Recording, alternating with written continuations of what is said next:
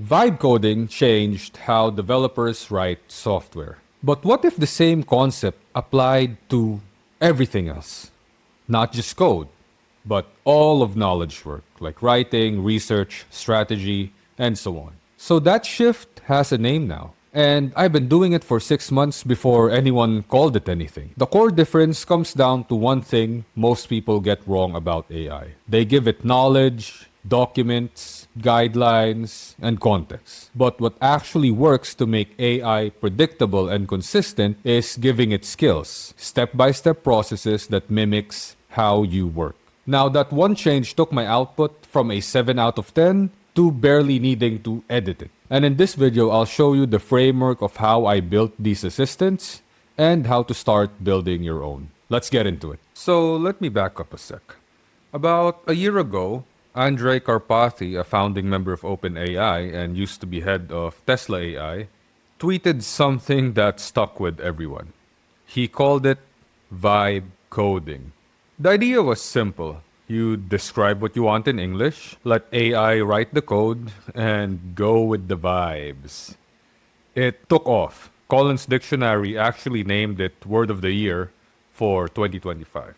But then things developed and something interesting happened. Karpathy himself moved past it, basically called vibe coding passe, and introduced a new idea called agentic engineering. His quote was, "You are not writing the code directly. You are orchestrating agents who do, and you are basically overseeing them." Now that word matters. Orchestrating.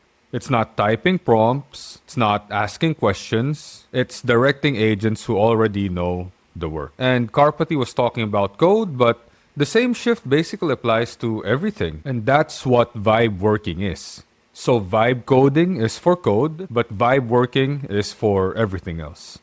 Now, I didn't coin the term, but I've been doing it for the past 6 months. So I've been building skill-based assistants, talking to them through voice to text, and then I'm orchestrating the workflows instead of typing their prompt. And in February 2026, Scott White at Anthropic gave it a name during the Opus 4.6 launch.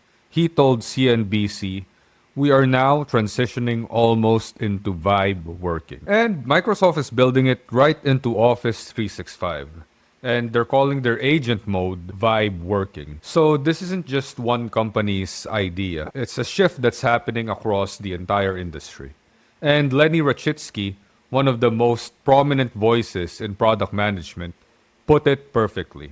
He said, "Forget that it's called Claude Code. Think of it as Claude Local or Claude Agent. It's not a coding tool, it's a workflow tool."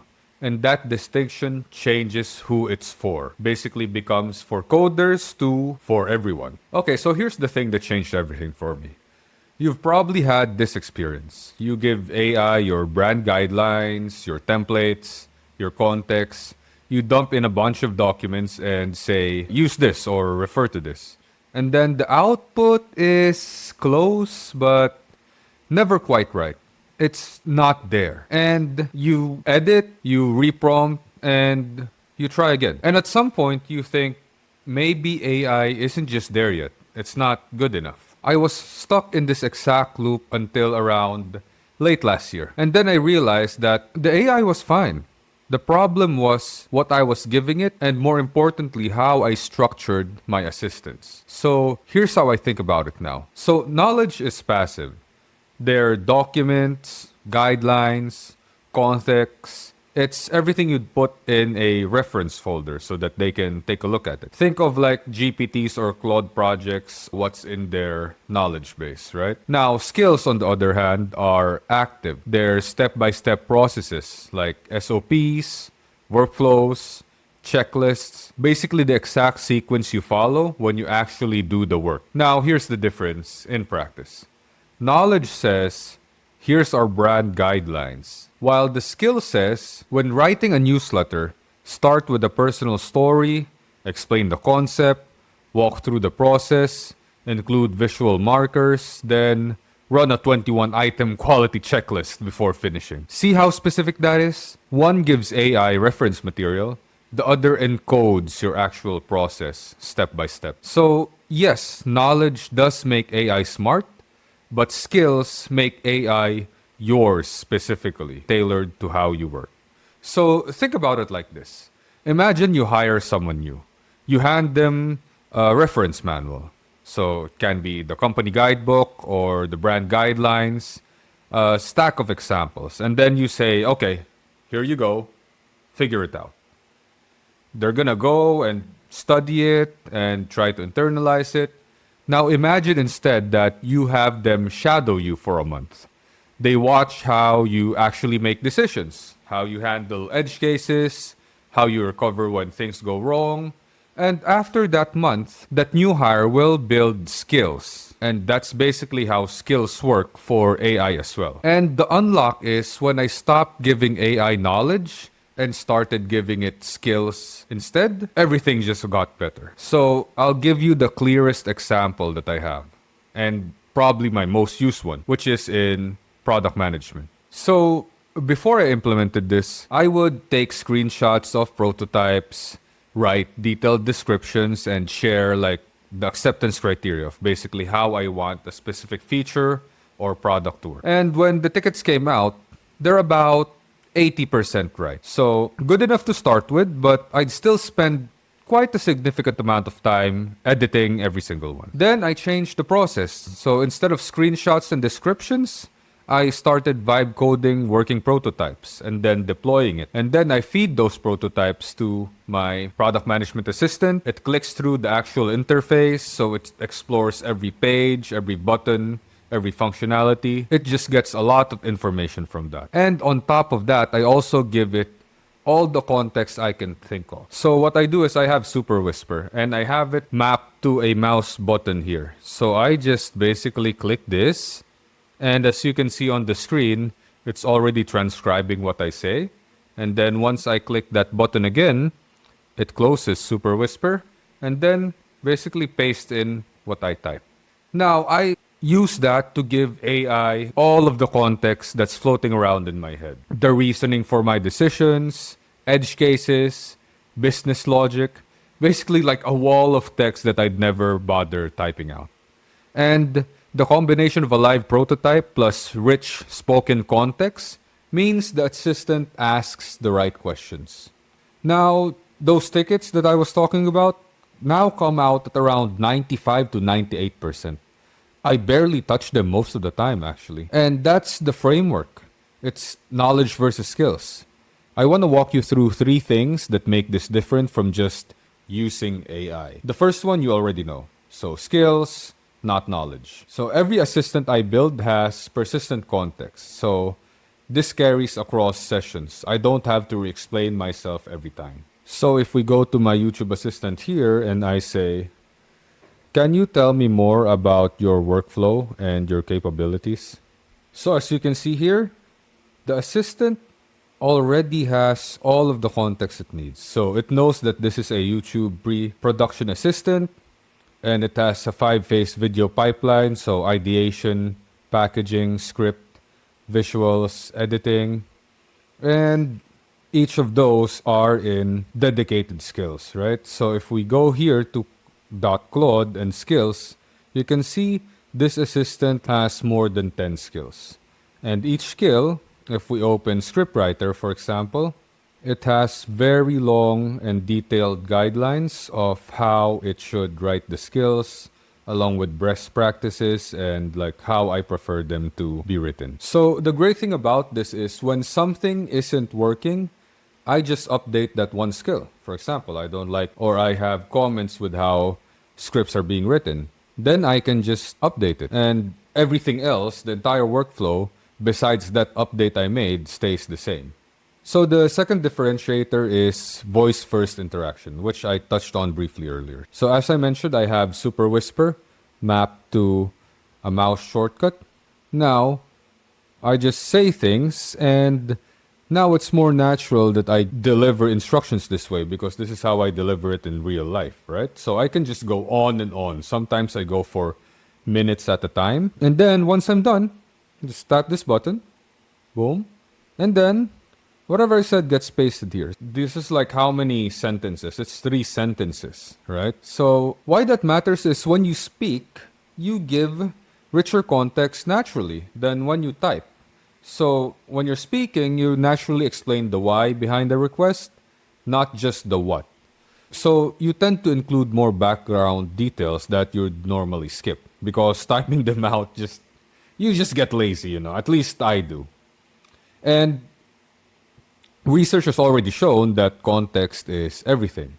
So it really helps to get better output out of AI. Now, the third differentiator is maybe the most surprising, which is AI can actually build its own skills. So you can just describe what you want, and then the AI writes the skill files, and you review and iterate. Now, for all of these skills in my YouTube Assistant, yes, I gave it like a lot of information, but I didn't write these all from scratch. So what I usually did was I just brain dump it through voice to text of how I want the skill to work. If I have any other important references that I wanted to take inspiration from, like maybe a video on how to write good scripts, shout out Callaway, I actually used one of Callaway's videos, or like a book on how to write great copy, then I just feed it along with that and basically tell it to create its own skill. So that's basically it. You describe what you want and the AI writes the skill files. And this is important because this goes to show that you really don't need to be a developer. You just need to know your own workflow. Now, what's interesting is that this video you're watching right now was actually made in collaboration with this YouTube assistant I'm showing on the screen. Because it has skills for ideation, for packaging, writing the scripts, even like the prompt I would feed to Underlord to help me edit this video out, right? And then I have other assistants like the content machine. So the content machine is similarly structured, so it has different skills, but this one is for helping me write newsletters, which I can repurpose into social media posts like tweets. And also, I even repurpose it into YouTube videos sometimes. So there's actually a newsletter breakdown of this video. If you want the written version with all of the sources I mentioned here, then I'll link it down below. And another one is this product management assistant that has different skills for conceptualization, documenting features, writing tickets, writing release notes, and so on. Those are just 3 of the assistants. I've cycled between 6 to 8 different assistants for the different roles I have. Like I also am a partner in a software development agency, so I have a dedicated assistant for that. That's basically like my secretary. I have an assistant that helps turn text descriptions into image and video prompts, and the list goes on. And I'm always constantly building assistants whenever I see that there's a repeated workflow or role that I have to get into. It just makes life awesome, And the great thing is, these don't feel like tools anymore. They actually feel like teammates that I can rely on whenever I'm putting on that specific hat. So, okay, I put on the product manager hat. Then I open my product assistants. I put on the content creator hat. Then I have the YouTube and content machine assistants. It just goes on and on. And when I need more in the future, then I'll build new ones. So yeah, that's what I've been building for the last 6 months. But this video isn't just about me, because something happened in the market that makes this matter for everyone. Now, the reason why I'm making this video now and not 6 months from now is because imagine someone on your team figures this out before you do. They start building assistants for their actual workflows. And within a few weeks, they're producing in 4 hours what used to take them 8. Not because they're smarter, not because they work harder, but because they built the systems. And now every week that goes by, it compounds. They get faster, their assistants get better. Meanwhile, you're still copy-pasting stuff into ChatGPT and editing the output by hand. So the gap between people who chat with AI and the people who build assistants like this is getting wider. And it's getting wide very, very quickly. Now, I'm not going to pretend that this is perfect. The thing is, vibe working is AI with structure. It has skills. It's got human review built in, which I think is extremely important. And how I want you to think about it is that AI amplifies whatever you bring to it. So, naturally, if you bring it chaos and just garbage in, garbage out. But if you bring it craftsmanship and like detail, then you get detail and craftsmanship as well. Now, the thing is, without skills, AI is unpredictable. But with skills, speaking from experience, it's super reliable. And that's the part people keep getting wrong because they see the backlash data and think, AI doesn't work. There's this study that says like people are like delusional because they're actually performing worse. But the thing is, the issue was never about the AI. The issue was with the setup. Because one of the important things with workflows like this is that human review actually matters. Human review isn't a limitation. It's the entire point. I mean, AI handles all the cognitive heavy lifting already. So it can write the first draft. It can research. It can do boilerplate code. That leaves humans to focus on what they do best, which are decisions, strategies, and most importantly, taste. Now, you're not replacing yourself. You're freeing yourself to do more thinking. And that is orchestration. You direct, you review. At the end of the day, you decide. This comes back to like delegation and the skill of delegation. It's a learnable skill. But the thing is, most people haven't had the opportunity to learn it yet because for the longest time, you can only delegate to another human. But now you can start delegating to AI. So this is actually a great opportunity to learn how to properly delegate. Okay, so if this makes sense to you, here's how to actually start. Now, here's the framework that I wish someone had given me 6 months ago. So step one is to pick one interconnected workflow, not a single task, like a whole role. For example, being a YouTuber. And don't think automate writing scripts. Think build a YouTube assistant. So, like I mentioned, my YouTube assistant handles everything. It handles ideation. It handles research. It handles packaging. It writes the scripts for me. And each step is a skill, and together they can cover the full role. Of course, I still give it feedback, and we still do a lot of back and forth. That's why I'm not pumping out videos every day, right? But at least the videos I do put out, I'm fairly satisfied with. And if I think about like doing them from scratch, it's gonna take, I'm not even exaggerating, like 5 to 10 times longer. Okay, step two is to map the steps. What do you actually do in this workflow? What's the sequence or the order? Because each step can become a skill that your assistant can learn.